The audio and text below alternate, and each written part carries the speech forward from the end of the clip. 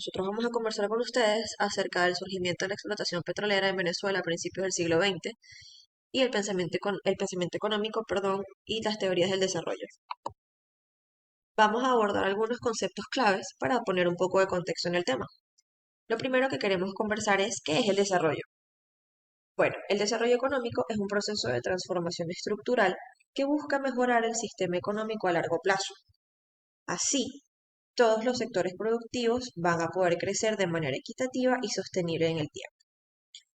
Esto debe verse reflejado pues en la tasa de crecimiento del Producto Interno Bruto del país y en el surgimiento de más oportunidades y mayor bienestar para las personas. Para medir el desarrollo económico de forma adecuada, deben tomarse tantos parámetros cuantitativos como cualitativos y considerar la eficiencia en los procesos productivos, la atención de las necesidades de las personas y los efectos en el medio ambiente. Ahora, ¿cómo se da el desarrollo? Es importante saber y entender que para que se dé el desarrollo, primero debe existir una base de crecimiento económico. ¿Por qué? Porque todo esto es una consecuencia. El desarrollo económico es la consecuencia de una serie de procesos que han llevado a que el país tenga la oportunidad de crecer en diferentes aspectos, tanto en lo productivo como en lo social y en lo económico. ¿Cómo podemos diferenciar el desarrollo del crecimiento económico? Bueno, pues el crecimiento económico, lo primero que nos muestra es un crecimiento, como bien lo dice, sobre el Producto Interno Bruto, reflejándose en la producción de bienes y servicios de producto final. Existe una producción en el sector manufacturero, aumenta la productividad de los factores de producción y esto a su vez hace que el ingreso per cápita pues también tenga un incremento. ¿Esto en qué se traduce? En que el salario real de los agentes económicos pues va a tener un resultado pues en función, primero pues de su productividad evidentemente y del sector en el que se desarrollen ellos mismos, pero por lo general puede ser incremental. Y bueno, el último punto pudiera ser, o bueno, sería en realidad el desarrollo tecnológico. Con esto vamos a avanzar un poco más adelante. ¿Por qué? Porque a raíz de este desarrollo tecnológico ya podemos hablar propiamente de qué serían o de cuáles serían esas características del desarrollo económico. Que pudiéramos empezar por hablar de que disminuyen los niveles de pobreza y que existe una distribución más equitativa del ingreso. Existe o aumenta el acceso a la educación, lo cual pues favorece a la especialización, que es una de las principales bases de este desarrollo. Hay una fiel creencia y respeto hacia los derechos humanos.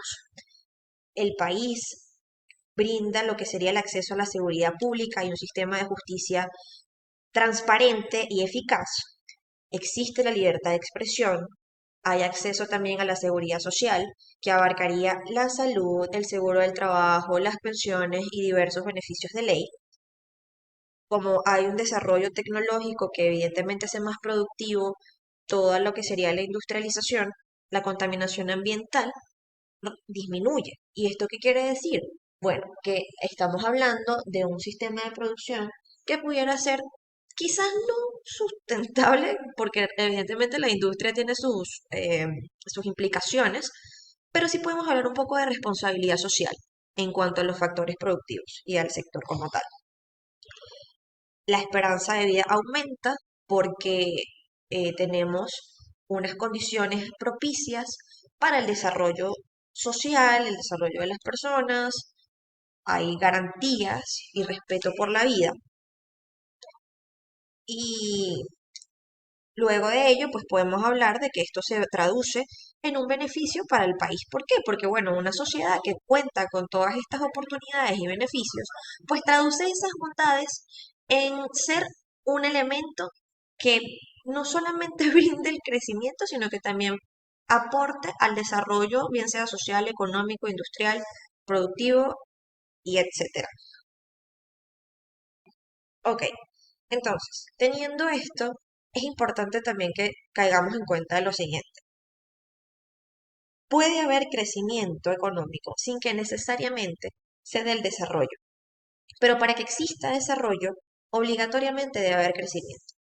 Entonces aquí caemos en puede ser una cavilación, porque ¿por qué no habría desarrollo si existe crecimiento? Entonces aquí caemos en lo importante de la ciencia social, y es que tenemos que entender que la sociedad es un pilar de todo este engranaje, porque el sistema puede estar funcionando, quizás no perfectamente, pero puede apuntar hacia el crecimiento, pero si no existe la conciencia suficiente para poder aprovechar todos los recursos y aprovechar las oportunidades que se están brindando y presentando a raíz de este crecimiento, la verdad es que no caeríamos en esa parte o en esa faceta del desarrollo. Entonces, ¿qué tendría que hacerse o qué es lo ideal?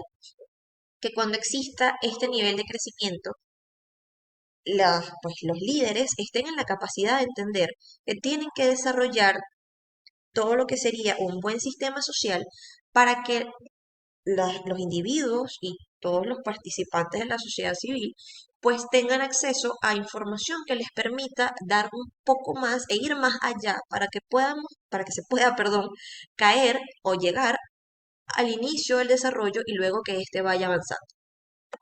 Ok, entonces, ¿y cómo avanzaría ese desarrollo? Hay fases. Entonces, iniciaríamos nuestro desarrollo tecnológico con lo que sería la primera revolución industrial. Hay que mecanizar y automatizar los procesos. Esto permite que la industrialización tenga lugar.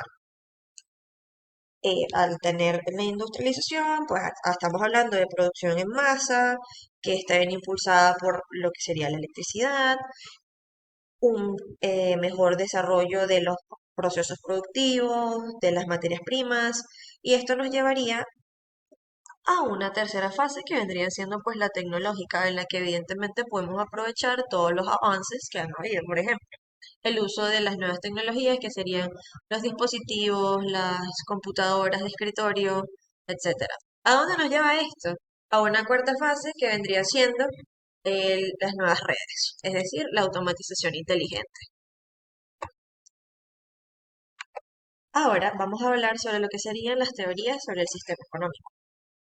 A lo largo de la historia, cada sociedad ha tenido que decidir qué mecanismos debía adoptar para enfrentarse de la manera adecuada a sus problemas económicos y buscar soluciones aceptadas por su población. Por este motivo han surgido lo que serían los denominados sistemas económicos, que no son otra cosa más que distintas formas de organizar a una sociedad con el objetivo de resolver sus inconvenientes, problemas, conflictos, etcétera, económicos básicos, que serían qué producir, cómo producir y para quién producir. Como podrán imaginarse, han sido muchas las teorías que han surgido sobre qué sistema económico es el más efectivo o sobre qué forma de organización es la mejor para cada sociedad. Y bueno, este debate se mantiene a lo largo del tiempo y existen economistas que defienden tanto una postura como defienden la otra. Así es como llegan lo que serían las distintas escuelas. Principalmente vamos a nombrar lo que sería la escuela clásica, cuyo principal exponente es Adam Smith. ¿Por qué? Bueno, esta corriente de pensamiento económico comienza en el año 1776 con la publicación de este autor llamada La riqueza de las naciones. Esta hoy en día sigue siendo muy defendida por un importante número de economistas, porque además de Adam Smith, otros grandes autores de esta escuela fueron David Ricardo, Thomas Malthus, Jean-Baptiste Say y John Stuart Mill. La idea principal de esta doctrina es que la economía tiende al equilibrio por sí sola y sin necesidad de regulación por parte del Estado. Es decir, que la libre competencia establece la producción, la satisfacción de las necesidades y la distribución de la renta.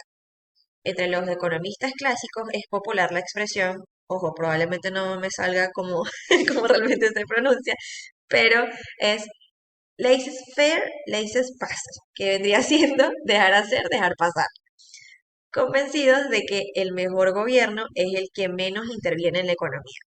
Y estos economistas son los precursores del liberalismo económico y el capitalismo. Los economistas clásicos defienden que son los agentes económicos privados los que, buscando satisfacer sus propios intereses, consiguen incrementar el bien común sin pretenderlo. Esto lo consiguen guiados por la mano invisible del mercado, que, Como bien lo dice su precursor, este fue un famoso término acuñado por el padre Adam Smith. La escuela clásica respeta la idea de que la principal fuente de riqueza proviene del comercio y además aportaron importantes métodos de análisis para estudiar la economía en su conjunto. Ok, ahora seguimos con el marxismo. Bueno, pues notarán que en la lámina dice que el principal exponente es Adam Smith. Esto es un error, pues en realidad su principal exponente es Karl Marx. Con el paso de los años, en lo que vendría siendo el seno de la escuela clásica, surgió una corriente crítica con los paradigmas del liberalismo económico, el marxismo. Y esta teoría se centra en la figura de Karl Marx y en su obra más conocida, que sería El Capital. Para él, todas las épocas históricas son consecuencia de la estructura productiva de la sociedad y defiende que la historia no es más que un continuo escenario de lucha de clases entre explotadores y explotados. Una de las aportaciones más importantes que hace Marx en su obra fue la teoría del valor trabajo.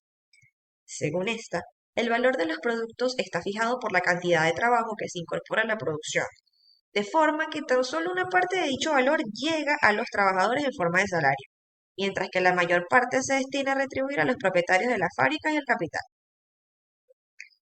Entonces, para Marx, la competencia feroz entre los capitalistas da lugar a que se empleen formas de producir bienes y servicios cada vez más intensivas en capital, con la finalidad de ampliar la producción a costa de los competidores, dando lugar a una progresiva concentración del capital en unas pocas manos. A su vez, se produce una disminución de salario de los empleados y el empeoramiento de las condiciones de vida de la población. Según Marx, como consecuencia de estos factores se agotan los recursos de los mercados, incapaces entonces de absorber la oferta de los productores, y se producen grandes crisis cíclicas que obligan a la intervención del Estado para regular la actividad económica. Esta dinámica provocaría una revolución social que acabaría con el sistema capitalista y daría lugar a la implantación de un sistema comunista. Ahora, la escuela neoclásica. Esta surgió a mediados del siglo XIX a partir del desarrollo de la teoría marginal del valor, por lo que su aportación fundamental y revolucionaria respecto al pensamiento económico clásico es el denominado marginalismo, que introduce dentro de la ciencia económica nuevos métodos y enfoques, en concreto, lo que sería el microeconómico. El pensamiento neoclásico se centra en 4 puntos básicos. El primero, los fenómenos económicos. Disculpen, los fenómenos económicos se explican por la medición del momento último o el margen, ya que la valoración del mismo es la base de la toma de decisiones. Segundo, su campo de acción son las unidades económicas individuales, es decir, la microeconomía.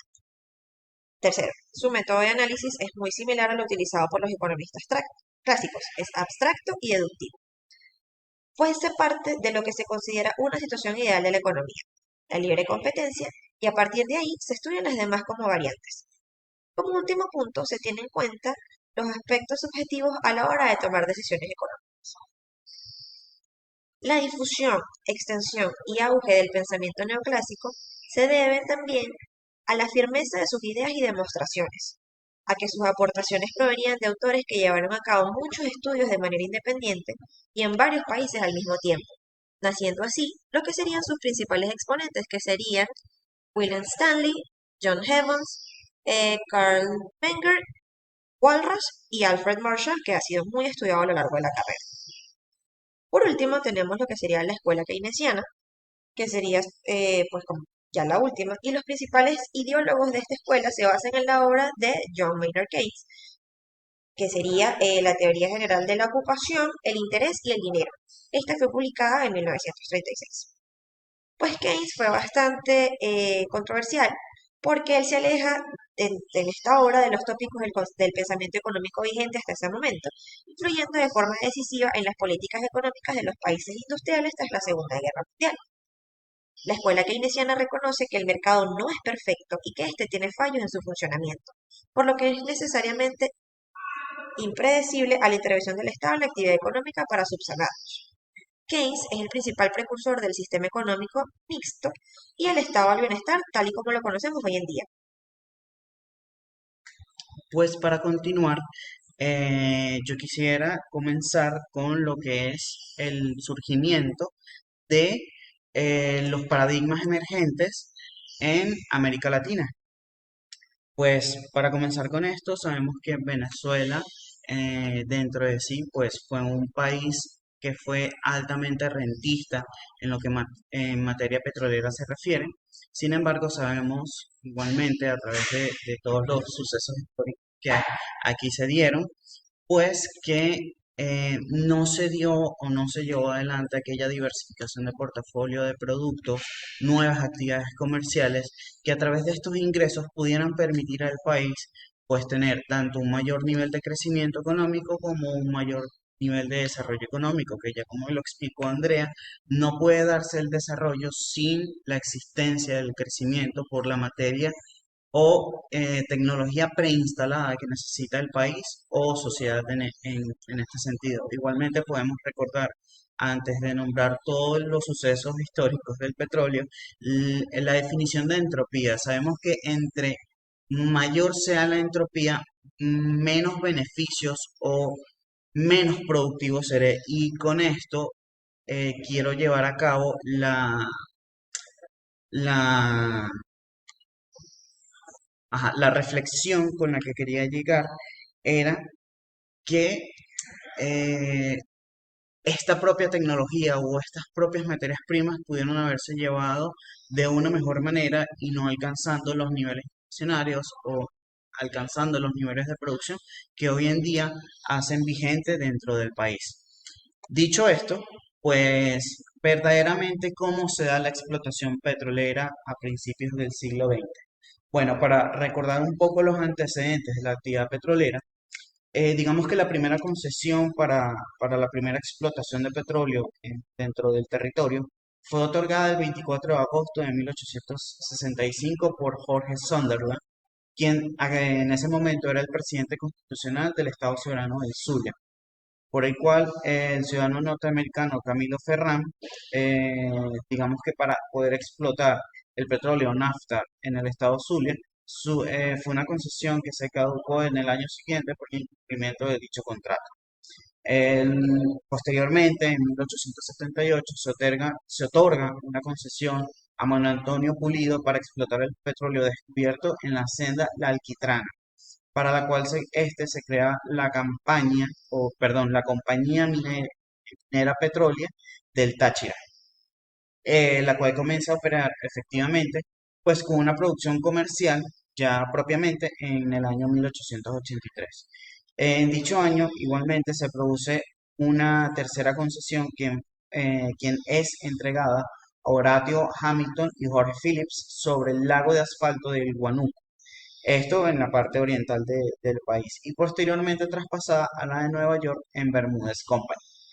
Igualmente, como podemos observar, la actividad petrolera venezolana se inicia con la creación en 1878 de la Compañía Nacional Minera Petrólea del Táchira, cuya producción apenas em, alcanzaba para dotar de queroseno a las ciudades vecinas. Su importancia radica en que no solo es la primera empresa fundada por un grupo de venezolanos, encabezado por Manuel Antonio Pulido, sino que además es la que ayuda a desplegar todas las actividades que se estaban viendo en el abanico de oportunidades petroleras al extraer, procesar y comercializar por primera vez los hidrocarburos en nuestro país. Sin embargo, y si nos adelantamos un poco más, o sea, trazamos una línea de tiempo, podemos observar lo que fue el brote del oro negro, esto dándose por la propia producción de la petrólea, como la del lago de asfalto natural del Guanuco, en el estado Sucre, que comienza en 1890 por parte de la New York and Bermúdez Company.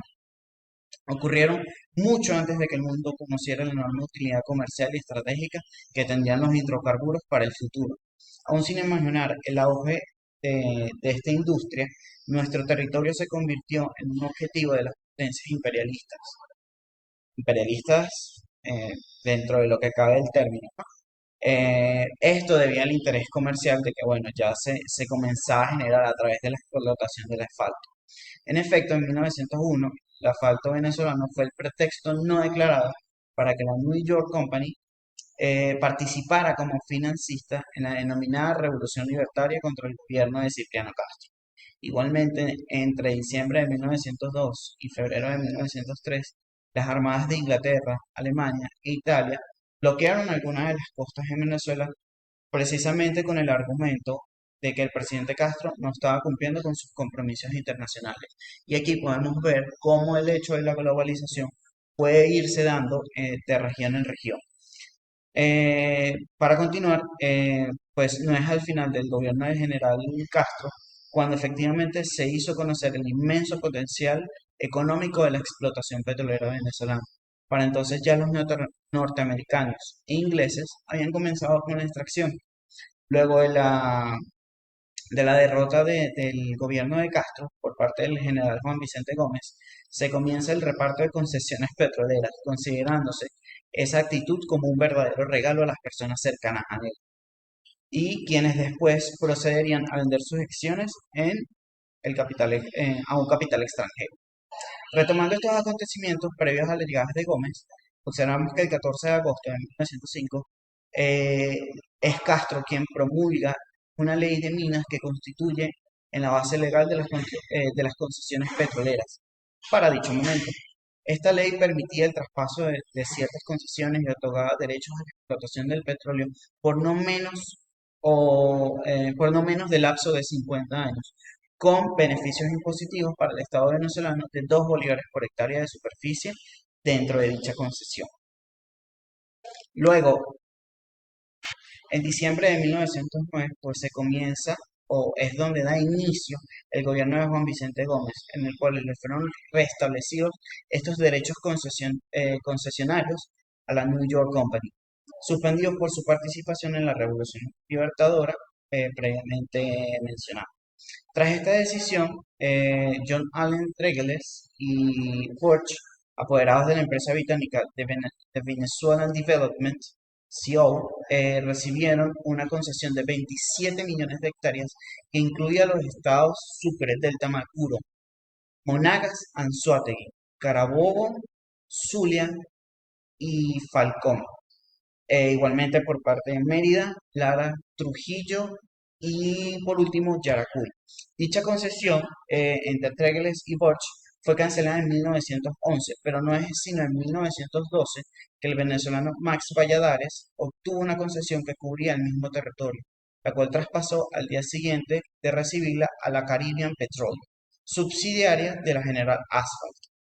En esos primeros años, la explotación del recurso petrolero en Venezuela queda en manos de la anglo-holandesa Royal Dutch Shell y la norteamericana Standard Oil. A final de 1912, la Caribbean Petroleum pasó a control de la Royal Dutch Shell, desarrollando, además de negocio de asfalto, las exploraciones en la búsqueda de petróleo.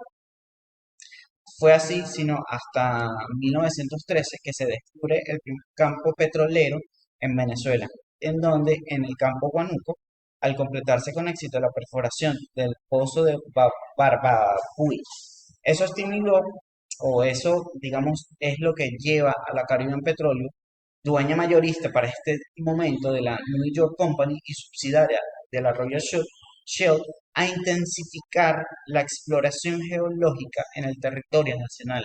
Y en 1914 se perfora, igualmente con éxito, en la costa oriental del lago de Maracaibo, en el pozo Sumaque, primero que con su producción inicial da de unos 200 barriles diarios, permitió el descubrimiento del primer campo venezolano de importancia mundial.